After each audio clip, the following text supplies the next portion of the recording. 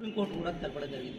మేము మా ఎస్సీ వర్గీకరణకు అడ్డుకోబోయేటువంటి మాల సోదరులకు ఒకటే విజ్ఞప్తి చేస్తా ఉన్నాం. డాక్టర్ బాబాసాహెబ్ అంబేద్కర్ చెప్పినట్టు ఎస్సీలలో 15% రిజర్వేషన్స్ ఉమ్మడి ఉండడం వల్ల మాదిగలకు ఇతర ఎస్సీ కులాలకు అన్యాయం జరిగిన మాట వాస్తవం. ఎందుకొరకంటే కేంద్ర ప్రభుత్వం వేసినటువంటి కమిషన్లే చెప్తా ఉన్నది.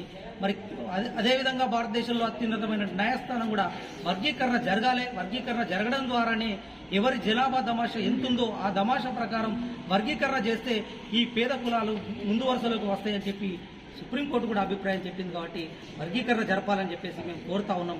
మరి బాబాసాహెబ్ అంబేద్కర్ కోరిన సామాజిక న్యాయం, రాజ్యాధికారం దక్కాలంటే మాలలు అడ్డుపడకుండా వర్గీకరణకు మద్దతుగా నిలిస్తే వర్గీకరణ ప్రక్రియ జరిగిపోతుంది, సామాజిక న్యాయం జరుగుతుంది. తద్వారా మనం ఇంకా ముందుకు అనేక హక్కులు సాధించుకుంటూ ముందు బాబాసాహెబ్ అంబేద్కర్ కోరుకున్న రాజ్యాధికార వరుసలో మనము ప్రయాణం చేయడానికి అవకాశం ఉంటుంది. కాబట్టి మాల సోదరులు అడ్డుపడకుండా అనుకూలంగా దీనికి మద్దతు తెలపాలని సందర్భంగా కోరుతాము. ఎందుకొరకంటే బాబాసాహెబ్ అంబేద్కర్ కోరిన సామాజిక న్యాయం ఫలాలు అందరికీ దక్కాలంటే వర్గీకరణకు వాళ్ళు కూడా మద్దతు తెలపాలని విజ్ఞప్తి చేస్తాము.